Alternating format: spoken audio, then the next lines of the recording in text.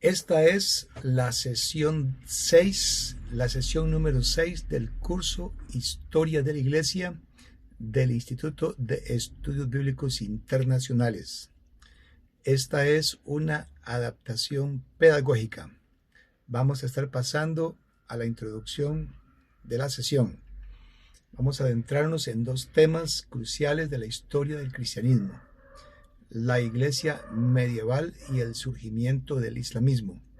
Son dos aspectos que, aunque diferentes en naturaleza, convergen en un período histórico llamado Edad Media, un período de gran trascendencia, y durante este tiempo la iglesia cristiana experimentó profundos cambios en su estructura de poder y autoridad, mientras que el islamismo emergió como una fuerza poderosa que moldearía el curso de la historia mundial. En el primer segmento de la sesión vamos a explorar el papel y la evolución del papado durante la Edad Media. Vamos a comprender su desarrollo en tres etapas distintas: el crecimiento, la culminación y la decadencia del papado. Vamos a analizar los factores que contribuyeron al fortalecimiento del poder papal, como la capacidad para ejercer la justicia y el uso estratégico de documentos para respaldar sus reclamaciones de autoridad. También estudiaremos las reformas y logros de destacados papas como Gregorio I y Hildebrando o Gregorio VII, y el impacto que tuvieron ellos en la consolidación del papado.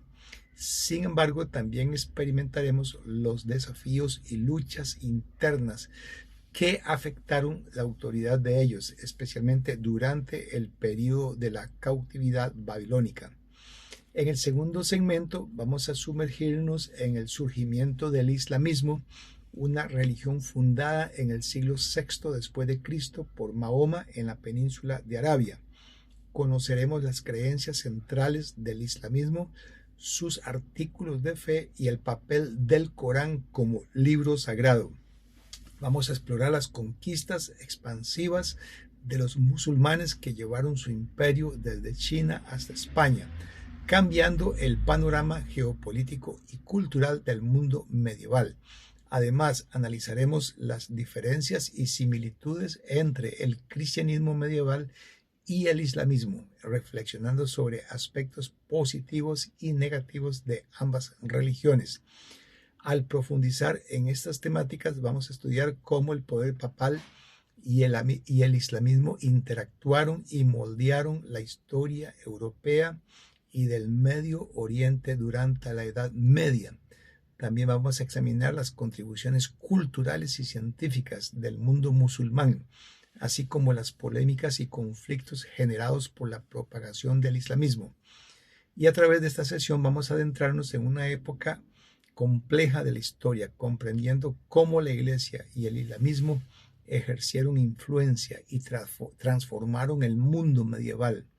Exploraremos las victorias y los desafíos que enfrentaron, una oportunidad para reflexionar sobre el pasado y cómo la iglesia fue moldeada para llegar a ser lo que es hoy en muchas partes del mundo. Vamos a empezar con el tema de la iglesia medieval, que transcurre desde el año 476 hasta el año 1453 después de Cristo. Es un periodo de casi 1000 años y vamos a dirigir nuestro enfoque a la iglesia occidental o latina. La sede de ella o autoridad de ella estaba establecida en la histórica ciudad de Roma, aunque en este periodo Roma ya no mantenía su antiguo poder político como la capital del Imperio Romano. Seguía siendo un centro importante para la iglesia. Por otro lado, la iglesia griega con sede en Constantinopla, hoy Estambul, también desplegó su influencia, pero nos concentraremos principalmente en los acontecimientos relacionados con el cristianismo europeo en el ámbito occidental. Es importante destacar que esta presentación no seguirá estrictamente el orden cronológico de los hechos históricos, sino que abordaremos los grandes movimientos y tendencias que se desarrollaron en paralelo a lo largo de este periodo. Y a través de un análisis profundo vamos a explorar cómo estos movimientos moldearon el curso de la Iglesia y su papel en la sociedad europea. Durante este periodo, el poder papal experimentó un progreso significativo. Desde los tiempos primitivos, los papas de Roma habían reclamado ser obispos universales y cabezas de la Iglesia, pero ahora su autoridad se extendía más allá de los asuntos eclesiásticos. A lo largo del tiempo, el poder papal experimentó tres fases distintas: un crecimiento gradual, una culminación impresionante y finalmente una decadencia. Vamos a pasar ahora entonces a ver que este periodo histórico en que el poder papal experimentó un notorio crecimiento. En este periodo fueron dos papas los que destacaron por su influencia significativa en la Iglesia. El primero fue Gregorio I, también conocido como Gregorio el Grande. El pontificado de este Gregorio I se caracterizó por su dedicación a la expansión del cristianismo. Se le atribuye una famosa anécdota en la que, al ver a cautivos ingleses en Roma, respondió con las palabras non angli, sed angeli, o sea, quiso decir no anglos, sino ángeles, expresando su visión de cristianizar el pueblo inglés. Una vez convertido en papa, envió misioneros a Inglaterra para llevar a cabo esta tarea de evangelización. Y el segundo papa relevante en esta etapa fue Gregorio VII, conocido como Hildebrando, quien alcanzó el apogeo del poder papal. Es importante señalar que en tiempos pasados, al asumir el papado, cada papa cambiaba su nombre, y Gregorio VII es el único cuyo nombre de familia destacó en la historia después de su ascensión. Durante su pontificado implementó importantes reformas y luchó por la independencia de la Iglesia frente al poder secular. Su gobierno fue marcado por la consolidación de la supremacía papal, ejerciendo influencia sobre las naciones europeas y fortaleciendo la posición de la Iglesia. Estos dos papas, Gregorio I y Gregorio VII, desempeñaron papeles fundamentales en la expansión y consolidación del poder papal durante este periodo. Su legado perduraría en la historia de la Iglesia y su papel en la propagación del cristianismo en Europa. En esta presentación exploraremos en detalle los eventos y logros de estos destacados líderes eclesiásticos. Pasaremos ahora a referirnos a Gregorio el Grande. Durante su pontificado, que va del año 590 después de Cristo al 604 después de Cristo, mostró un fuerte compromiso con la expansión del cristianismo, trabajando activamente para convertir a las naciones europeas que aún seguían practicando el paganismo. También logró la conversión ortodoxa de los arrianos visigodos en España y enfrentó con éxito las pretensiones del patriarca de Constantinopla, que buscaba el título de obispo universal. Gregorio I fortaleció la posición de la Iglesia, otorgándole un papel prácticamente gobernante en la región alrededor de Roma, lo que preparó el terreno para su posterior influencia temporal y política. Durante su papado también desarrolló doctrinas importantes dentro de la Iglesia romana, destacándose la adoración de las imágenes, la creencia en el purgatorio y la transubstanciación, que sostenía que en la misa el pan y el vino se convertían milagrosamente en el verdadero cuerpo y sangre de Cristo. Además, fue un ferviente defensor de la vida monástica, siendo él mismo un antiguo monje. Gregorio I demostró ser uno de los líderes eclesiásticos más capaces en la historia de la Iglesia romana, lo que justificó plenamente su sobrenombre de Gregorio el Grande. Ahora vamos a ver las causas para el creciente poder del papado. La primera causa es que durante las primeras épocas del período universal, muchos aceptaban la autoridad del papado debido a la influencia de los papas en el ejercicio de la justicia. La Iglesia actuaba como intermediaria entre los príncipes y sus súbditos, trabajando para reprimir la tiranía y la injusticia, y para proteger a los débiles y defender los derechos del pueblo. Incluso en los palacios, los papas persuadían a algunos gobernantes a recibir de nuevo a sus esposas repudiadas injustamente y a mostrar, al menos externamente, una conducta digna. Aunque hubo excepciones donde algunos papas adulaban a príncipes impíos, el espíritu general del papado en los albores de la Edad Media estaba orientado hacia el buen gobierno y la justicia. Otra causa del desarrollo del poder papal es que es la fortaleza de la Iglesia, que se mantuvo con fortaleza durante una caótica Edad Media. Es que durante gran parte de la Edad Media, Europa se encontraba en una situación caótica y decadente debido a las rivalidades y las incertidumbres del gobierno secular. Mientras los gobernantes se levantaban y caían y los conflictos entre castillos y territorios eran comunes, la Iglesia destacaba por su firmeza y uniformidad en el gobierno.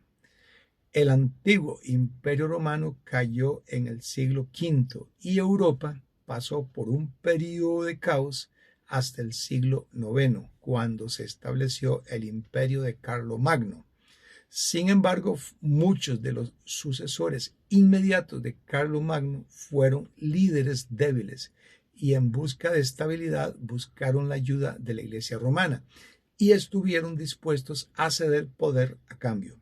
Una vez que la Iglesia adquiría influencia a expensas del Estado, la conservaba con firmeza, lo que contribuyó a su creciente poder durante estos tiempos tumultuosos.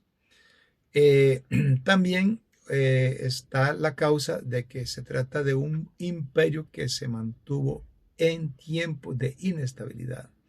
A medida que los gobiernos de los estados fluctuaban y enfrentaban inestabilidad, la Iglesia se destacaba como un imperio constante y sólido durante todos estos siglos. La institución eclesiástica se mantuvo firme y oficial, con el clero siendo el principal defensor de las pretensiones de Roma, desde los arzobispos hasta los humildes sacerdotes. Durante la Edad Media se produjo un significativo crecimiento del monacato, y los monjes y abades respaldaban a los sacerdotes y obispos en las disputas relacionadas con el poder. La Iglesia contaba con fuertes aliados en todas partes y nunca dejaba de promover sus intereses enérgicamente. Pasaremos ahora al tema de los fraudes píos.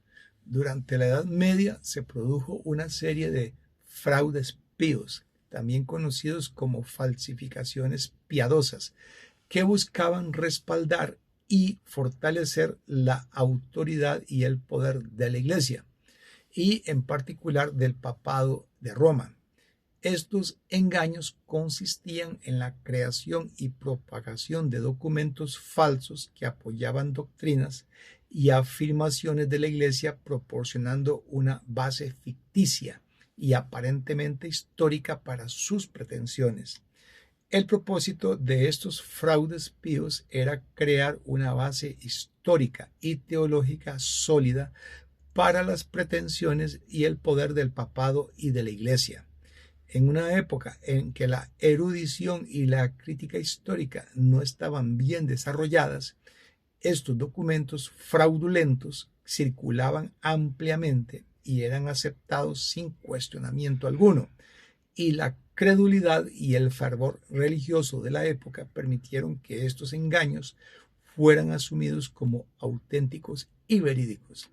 Estos fraudes píos fueron utilizados para respaldar la idea de que el papado tenía una autoridad divinamente otorgada y que la Iglesia gozaba de una posición suprema sobre los asuntos religiosos y seculares. Además, se utilizaron para justificar la independencia de la Iglesia respecto al poder secular y para proteger al clero de ser juzgado por tribunales civiles, lo que les otorgaba cierto grado de inmunidad legal y poder sobre asuntos internos. Pasaron siglos antes de que se planteara seriamente que estos documentos eran fraudulentos y que carecían de autenticidad histórica. Con el avance de la erudición histórica y la crítica textual, se comenzaron a cuestionar y desacreditar estas falsificaciones piadosas, lo que llevó a una comprensión más objetiva y crítica de la historia de la Iglesia en la Edad Media. Aunque estos fraudes píos ya no son considerados auténticos, su impacto en la historia de la Iglesia y su uso en la consolidación del poder eclesiástico durante este periodo siguen siendo objeto de estudio y de interés para los historiadores y los académicos. Luego vamos a pasar ahora entonces al primer fraude pío, que se conoce como la donación de Constantino, la falsa donación de Constantino. Esta supuesta carta, propagada mucho después de la caída del Imperio Romano en Europa, pretendía ser una concesión realizada por el emperador Constantino al obispo de Roma, Silvestre I. En este engaño se afirmaba que Constantino había otorgado al obispo de Roma una autoridad suprema sobre todas las provincias europeas del imperio y que lo proclamó gobernante incluso sobre los emperadores. Este documento falso, la donación de Constantino, presentaba una narrativa que justificaba el traslado de la capital de Roma a Constantinopla, y según el falso documento, el emperador Constantino habría tomado esta decisión para asegurarse de que ningún poderoso rival del Papa permaneciera en Roma, garantizando así la supremacía del obispo de Roma en asuntos políticos y religiosos. Este fraude pío tenía un propósito claro y era fortalecer la posición del papado y consolidar su autoridad en Europa. Y la creación y propagación de esta donación de Constantino buscaba establecer una base histórica sólida para la supremacía papal sobre los asuntos civiles y eclesiásticos en la región. En un periodo en el que la Iglesia buscaba ampliar su poder y ejercer una influencia política significativa, la falsificación de documentos históricos como este permitía legitimar sus reclamaciones y afirmaciones de autoridad. A lo largo de los siglos, la donación de Constantino fue aceptada ampliamente como auténtica, contribuyendo así a la consolidación del poder papal y su papel central en la política y la religión de Europa. No obstante, a medida que la erudición histórica avanzaba, los estudiosos comenzaron a cuestionar su autenticidad. Y en el Renacimiento surgieron dudas y críticas sobre la veracidad de este documento, lo que eventualmente llevó a que se le desacreditara. Y la exposición de este fraude pío fue un momento importante en la historia del pensamiento crítico y la erudición histórica. Permitió una comprensión más objetiva de la evolución del papado y su relación con el poder secular.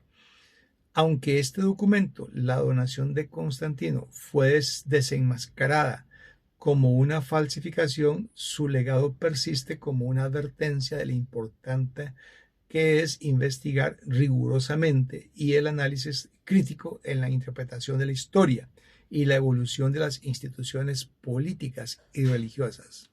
Pasaremos a otro fraude pío que se conoce como las decretales pseudo-isidorianas, que es otro de los más destacados fraudes píos, que se promulgaron alrededor del año 830 después de Cristo.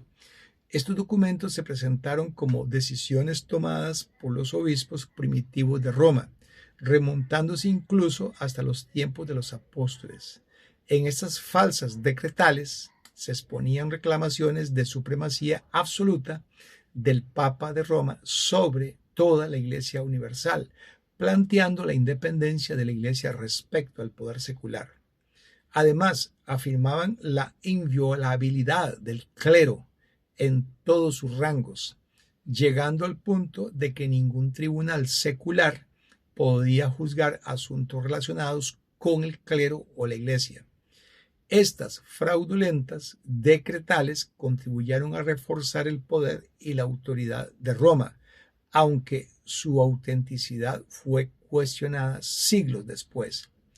Pasaron siglos antes de que se planteara seriamente que estas decretales pseudo-isidorianas eran fraudulentas y que carecían de autenticidad histórica.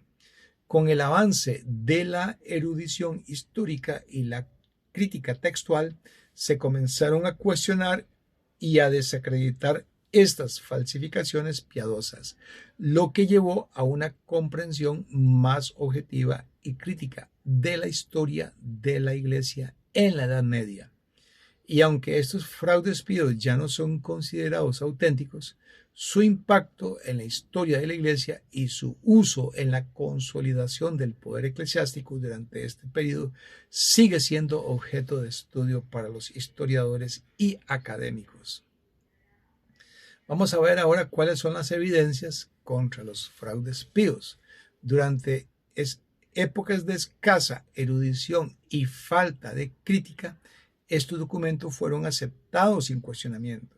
Durante cientos de años sirvieron como un sólido respaldo para las afirmaciones de Roma y nadie puso en duda su autenticidad, sino hasta el siglo XII. Para ese momento la Iglesia ya había consolidado su poder y las dudas sobre la veracidad de estos documentos se manifestaron solo en los albores de la Reforma en el siglo XVI, cuando se confirmó que carecían de fundamentos sólidos por las siguientes razones. La primera era que los documentos que respaldaban las reclamaciones de Roma estaban redactados en un lenguaje diferente del latín primitivo de los primeros siglos del cristianismo. En cambio, utilizaban una forma de latín corrupta y mezclada propia de los siglos VIII y IX que difiere significativamente. Además, hacían referencias, la número 2 razón es que hacían referencia a títulos y contextos históricos propios de la Edad Media, que eran muy distintos de los del antiguo Imperio Romano. También es importante destacar que las citas bíblicas que se incluían provenían de la Vulgata latina, que no fue traducida sino hasta el año 400 después de Cristo. Para ilustrar la falta de autenticidad, número 4, se menciona un ejemplo anacrónico similar en nuestra época. Sería como si alguien afirmara que la reina Isabel II le envió una carta a George Washington. Pasaremos ahora a tratar los altibajos de la autoridad papal. Durante la evolución del poder papal, su influencia experimentó altibajos en su trayectoria ascendente.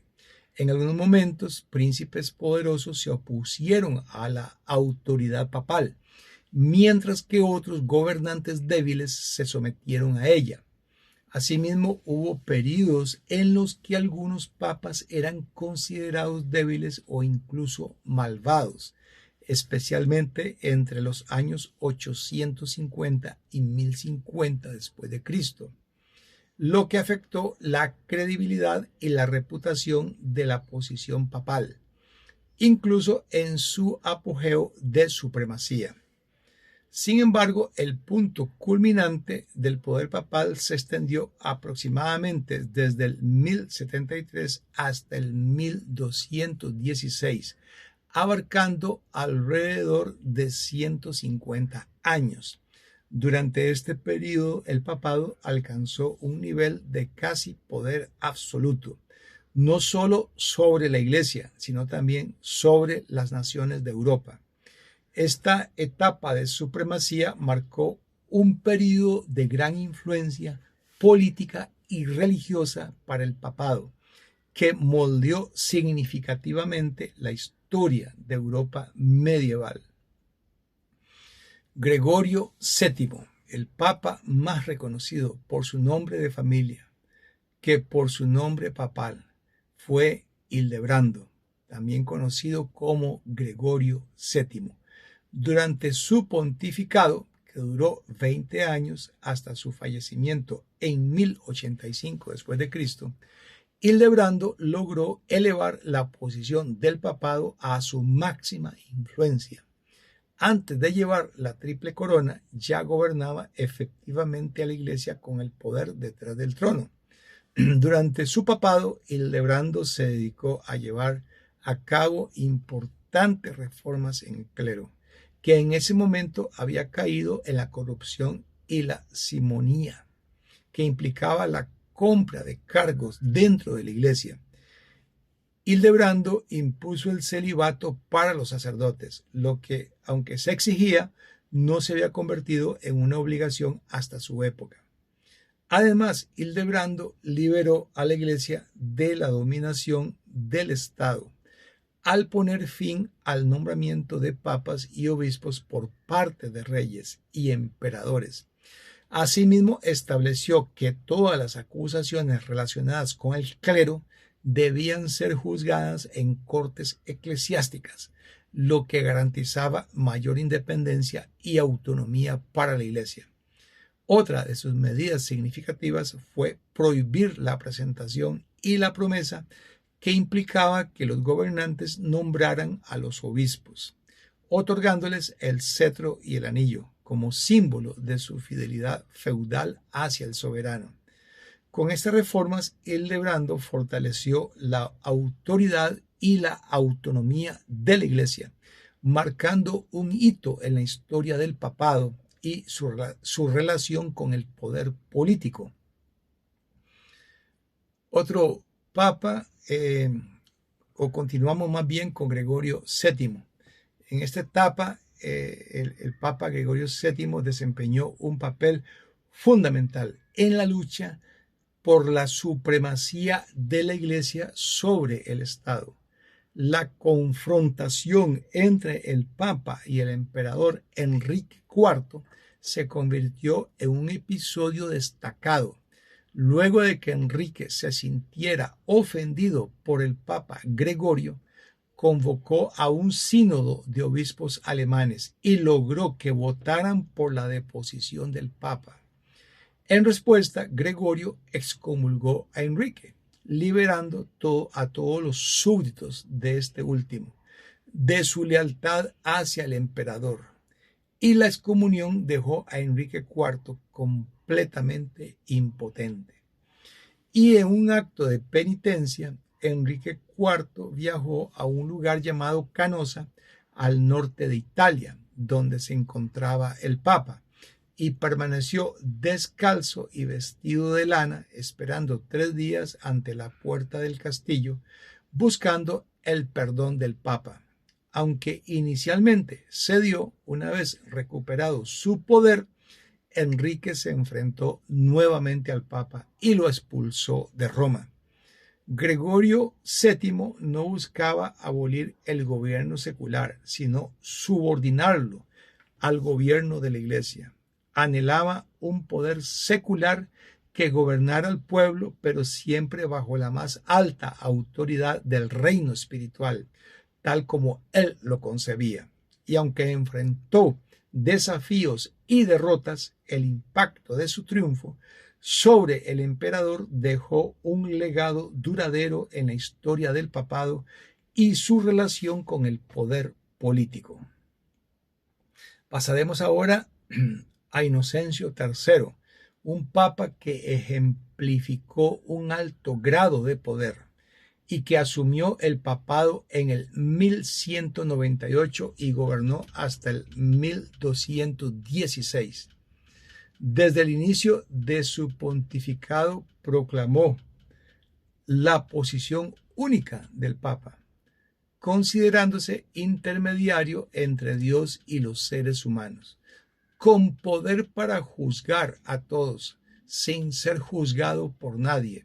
Y en sus escritos oficiales afirmó que el Papa no solo tenía autoridad sobre la Iglesia, sino también sobre el mundo entero, incluyendo el derecho de disponer de la corona imperial y otras coronas. Durante su reinado respaldó con éxito estas ambiciones y Inocencio III eligió al emperador Otón IV de Brunswick, quien reconoció que su corona venía de la gracia de Dios y de la sede apostólica del Papa. Sin embargo, cuando Otón mostró desobediencia, el Papa lo depuso y eligió otro emperador. Además, Inocencio III ejerció un control significativo sobre la ciudad de Roma, estableciendo un estado bajo el gobierno directo del papado, lo que luego se conocería como los estados de la Iglesia.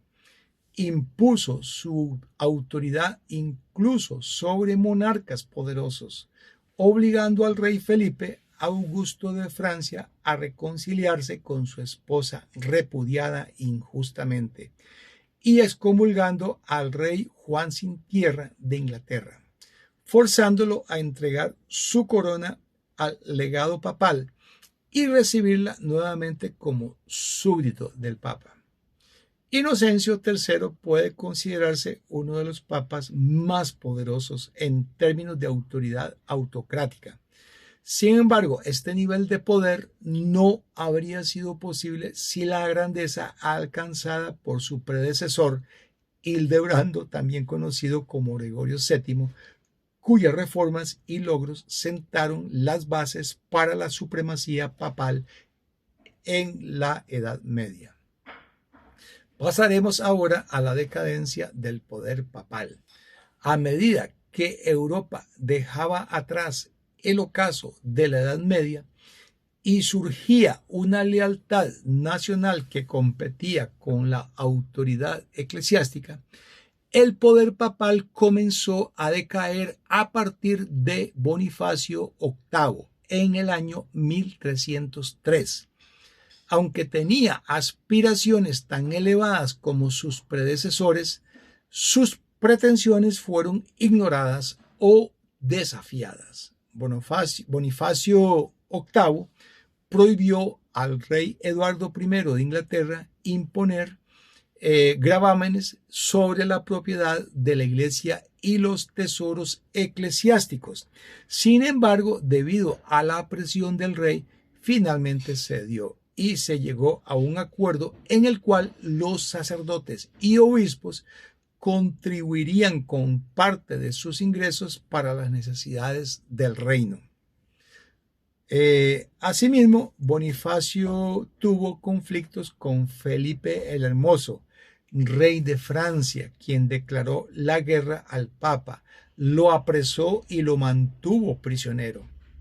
Aunque finalmente fue liberado, la tristeza y la aflicción lo llevaron a la muerte poco después.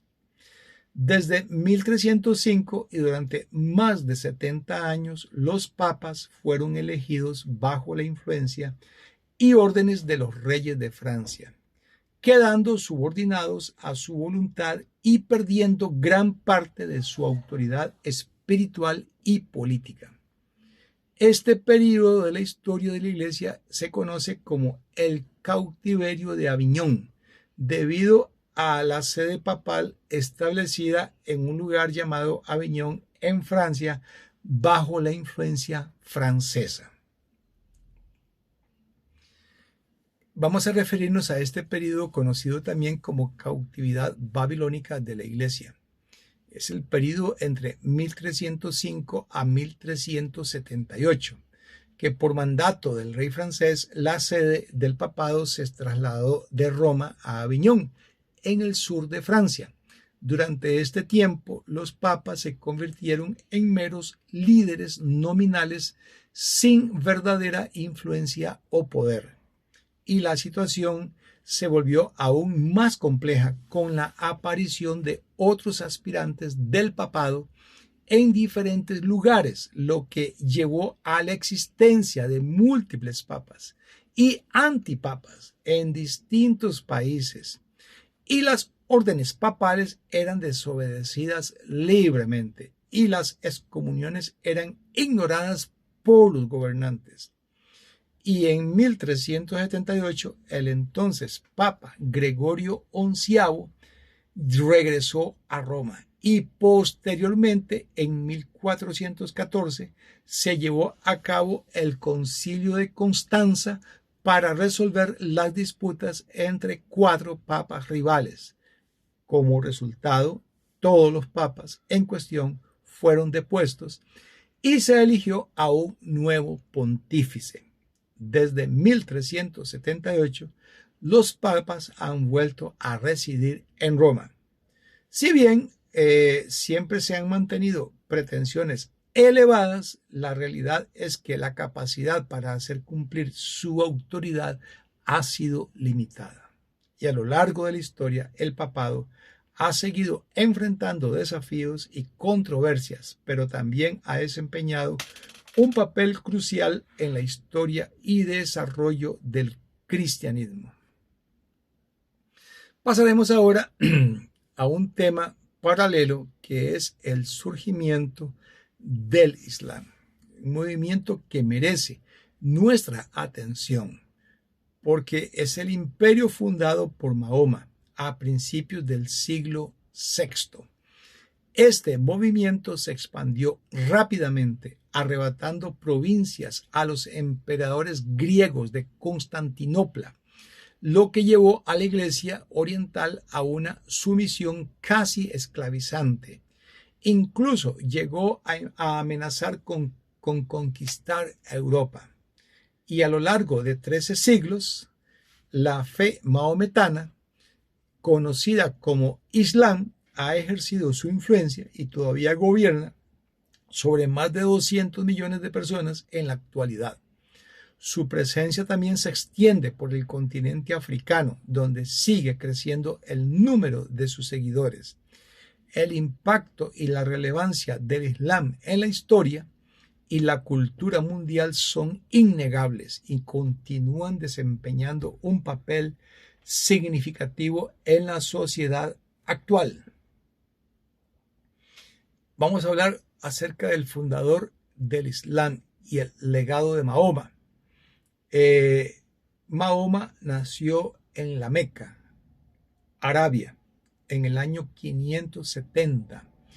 A la edad de 40 años, en el año 610, comenzó su carrera como profeta y reformador. Inicialmente ganó seguidores lentamente, pero con el tiempo su causa se fue fortaleciendo, lo que atrajo la persecución hacia él y sus seguidores.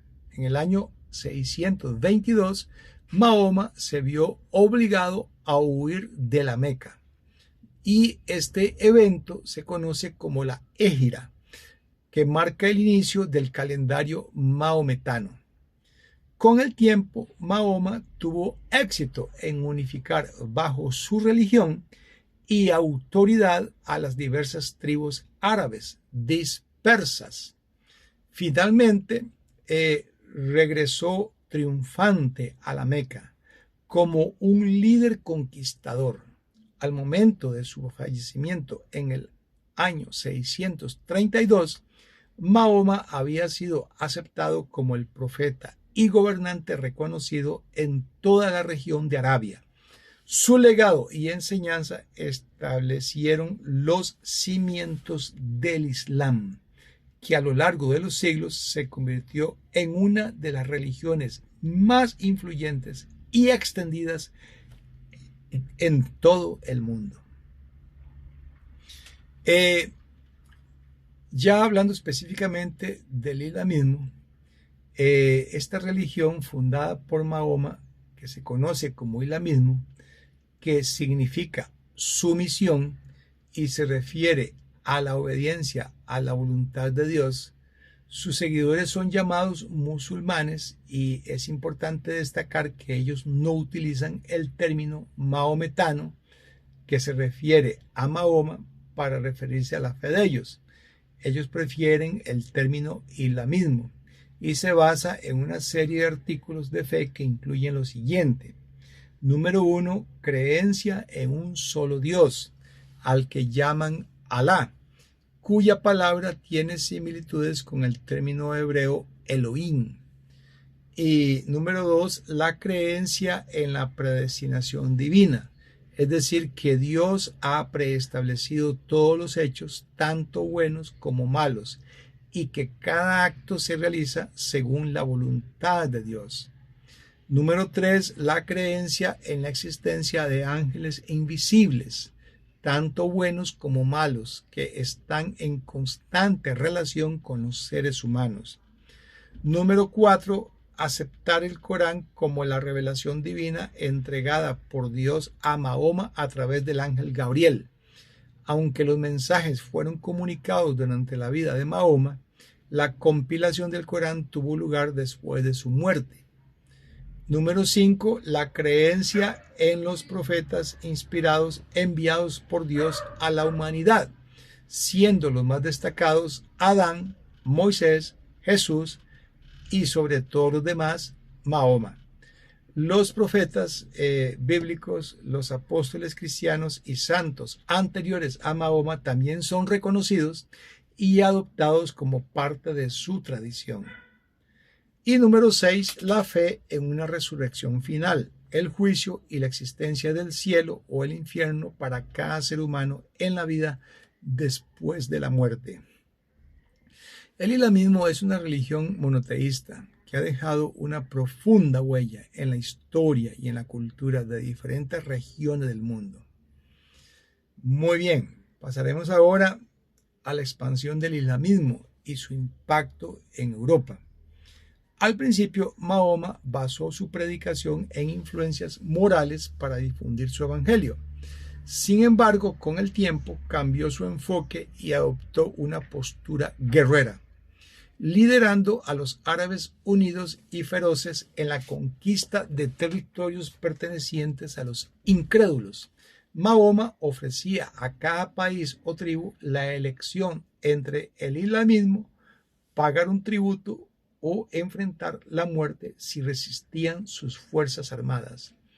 Esta rápida expansión llevó a la conquista de Palestina, Siria y los lugares sagrados del cristianismo, que quedaron bajo el poder del islamismo.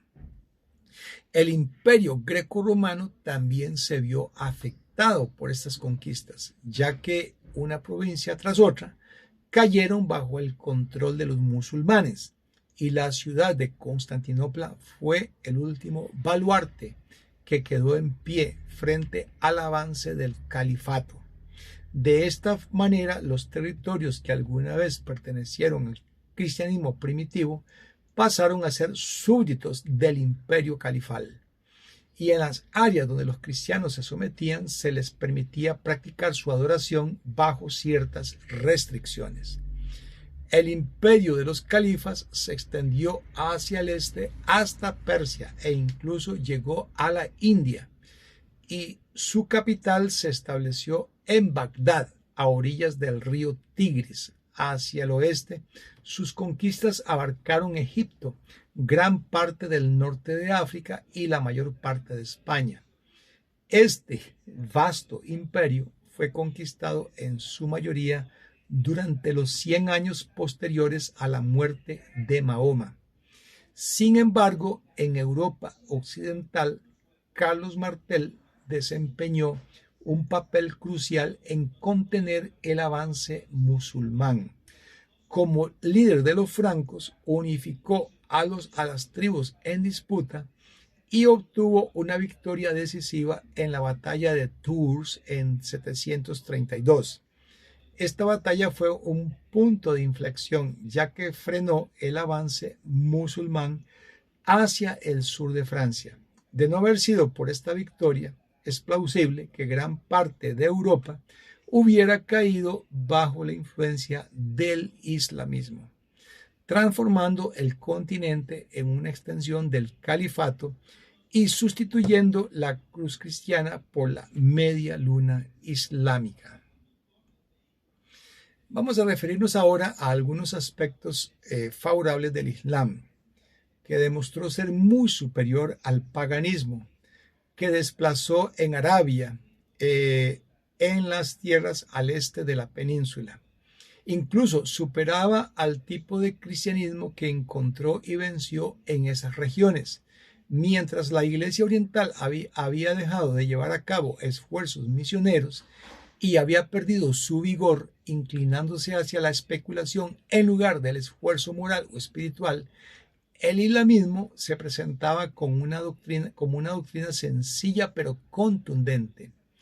Uno de los aspectos favorables del islamismo era la simplicidad de su doctrina. Creían en un Dios al que cada individuo debía obedecer, sin condiciones. No tenían un sistema teológico intrincado y misterioso que pudiera dar lugar a controversias sin fin. Y los artículos de fe del islamismo eran fáciles de comprender y no requerían erudición para ser comprendidos. Otro rasgo importante del islamismo era su oposición a la adoración de imágenes. Mientras que en el mundo cristiano las estatuas de los antiguos dioses griegos simplemente se reemplazaron con imágenes y pinturas de la Virgen María y de los santos que eran adorados en los templos, los musulmanes rechazaban esa práctica y destruían las imágenes, denunciando la adoración de imágenes como idolatría. Y los musulmanes también rechazaban la mediación sacerdotal y la intercesión de los santos, algo que la Iglesia cristiana había puesto en práctica.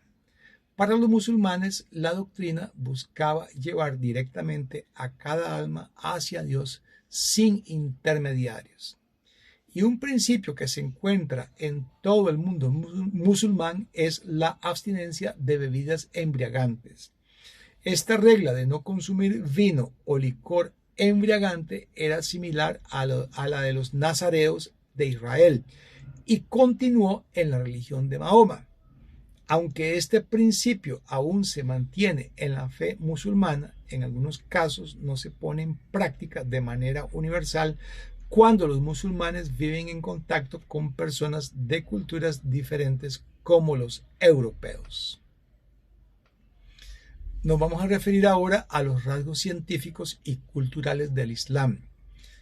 Durante el período primitivo del islamismo, bajo el gobierno de califas, se experimentó un notable avance en literatura y ciencia, y los árabes realizaron importantes contribuciones al mundo, incluyendo la introducción de la numeración arábiga, el 1, el 2, el 3 y el 4, un sistema numérico mucho más avanzado en comparación con el antiguo sistema romano basado en letras primero, quinto, décimo, etc.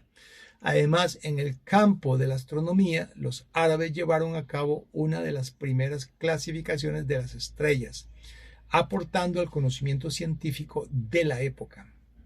En las cortes de los califas en Bagdad se fomentó un florecimiento literario y cultural, convirtiéndose en un importante centro intelectual.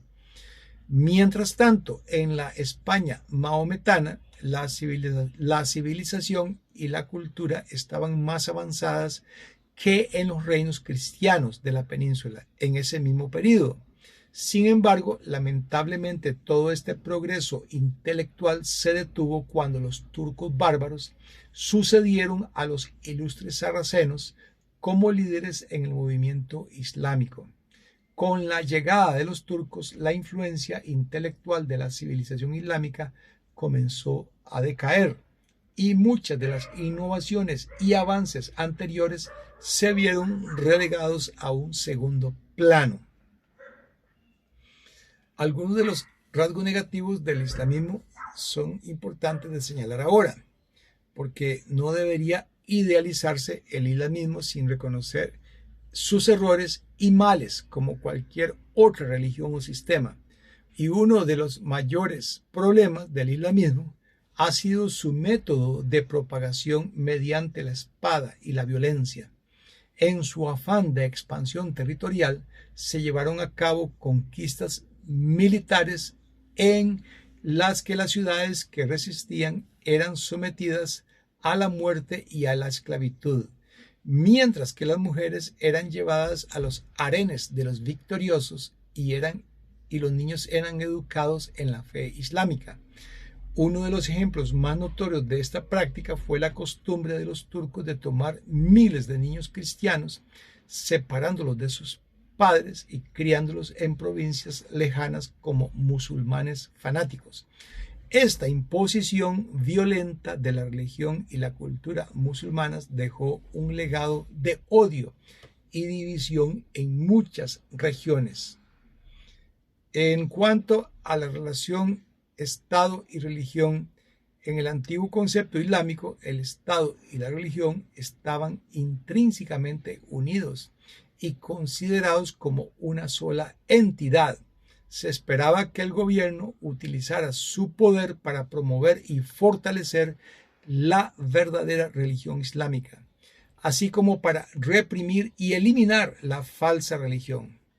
Antes de la Primera Guerra Mundial, el sultán de Turquía también ostentaba el título de califa, que significa sucesor de Mahoma, lo que le otorgaba una posición de liderazgo tanto político como religioso en el mundo islámico. Sin embargo, con la llegada de la modernización en Turquía y otros cambios políticos y sociales, hubo un alejamiento gradual del antiguo concepto islámico. Y en 1924, después de la abolición del califato y la transformación de Turquía en una república, el título de califa fue abolido y el país se convirtió en una nación laica y secular.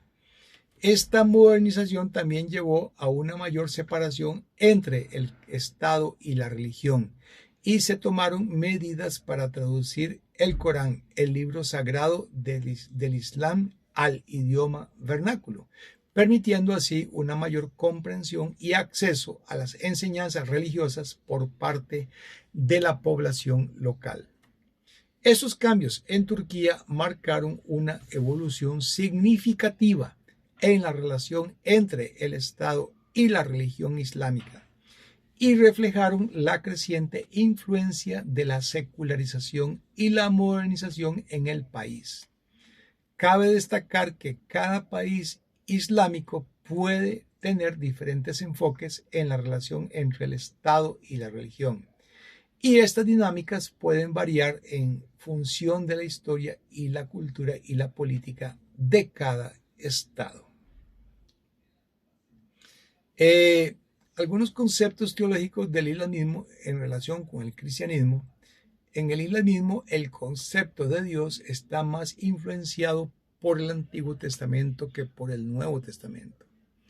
Para la mentalidad árabe, Dios es percibido como un déspota oriental, implacable y terrible, que muestra poco amor hacia la humanidad fuera de los seguidores del profeta Mahoma. En el sistema islámico, la figura de Cristo prácticamente se excluye. No se le considera el Señor del reino celestial ni el Hijo de Dios como lo afirman las creencias cristianas. En cambio, se le reduce al rango de un profeta judío considerado inferior en todos los aspectos en comparación con Mahoma, quien es considerado el último y más importante de los profetas. El concepto islámico del cielo como la morada de los bienaventurados en la vida venidera se presenta de manera diferente al concepto espiritual del cielo en el cristianismo. En el islamismo, la descripción del paraíso se centra en placeres materiales y sensuales, con énfasis en la satisfacción de deseos terrenales. Otro aspecto del islamismo es el trato a la mujer. Históricamente, el islamismo ha sido criticado por su trato desigual y degradante hacia las mujeres en muchas sociedades. En algunas comunidades musulmanas, las mujeres han sido consideradas como inferiores y han enfrentado discriminación y limitaciones en varios aspectos de sus vidas.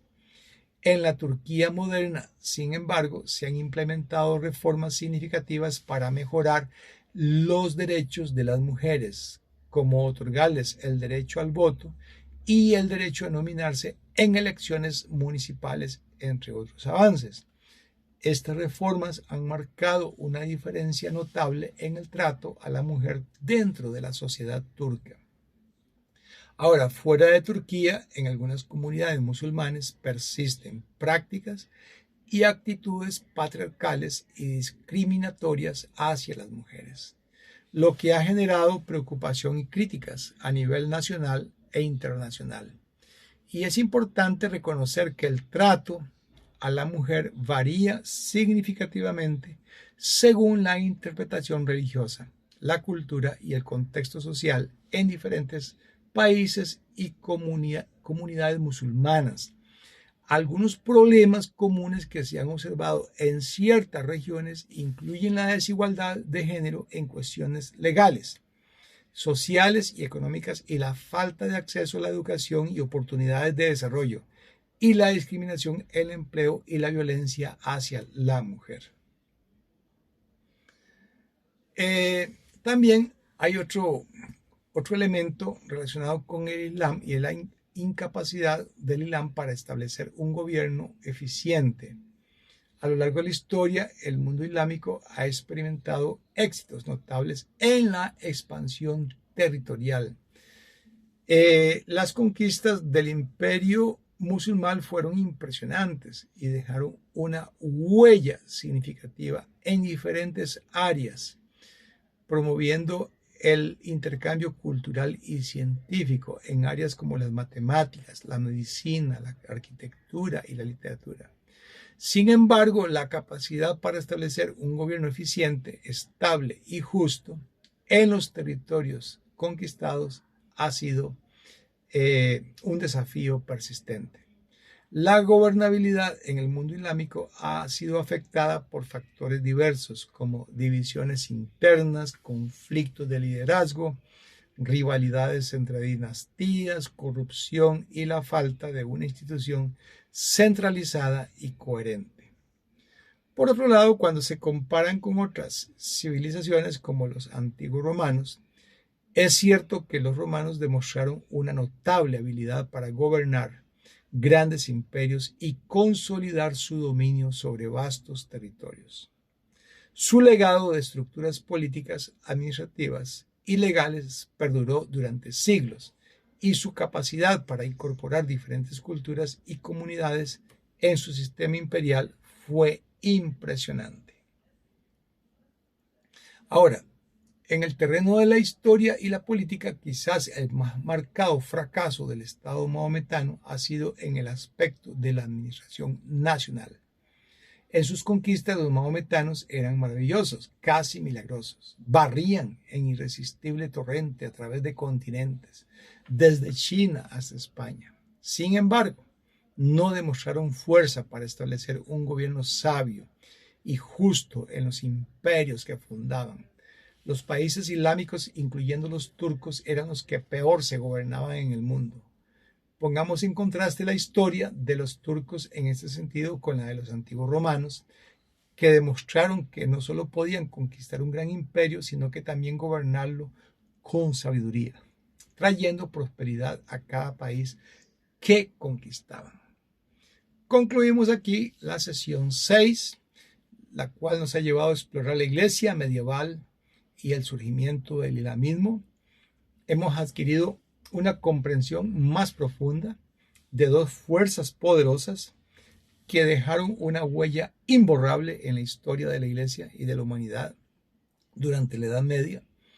En el primer segmento analizamos el papel del papado, su evolución a lo largo de los siglos en tres etapas clave, desde su crecimiento inicial marcado por la consolidación de su autoridad y expansión de su influencia, culminando con destacados papas y reformas que fortalecieron su posición.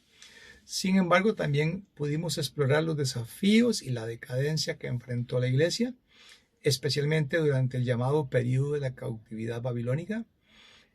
También pudimos apreciar cómo el poder papal se convirtió en un eje central del mundo medieval, influenciando la política, la cultura y la sociedad de la época.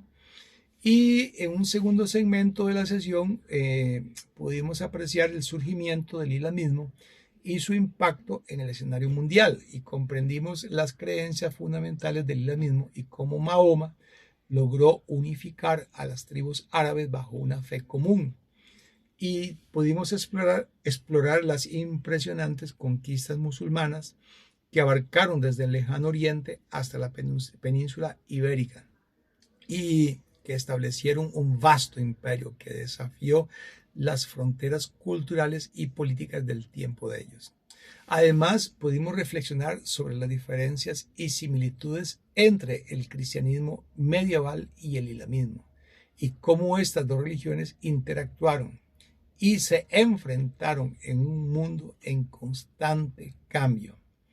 Hemos podido comprender cómo tanto la Iglesia medieval como el islamismo ejercieron un papel crucial en la configuración del pasado y cómo sus legados aún perduran en la actualidad. Hemos aprendido sobre las fortalezas y debilidades de cada sistema, reconociendo su influencia en la geopolítica, la cultura y el pensamiento de la época. Al cerrar esta sesión, nos damos cuenta de que la historia de la Iglesia medieval y el surgimiento del islamismo solo son dos capítulos en la epopeya más amplia de la humanidad. Vamos a seguir nuestro viaje a través del tiempo, esperando seguir descubriendo los matices y las complejidades que han dado forma a la rica y diversa historia de nuestro mundo. Conclusión de la sesión número 6.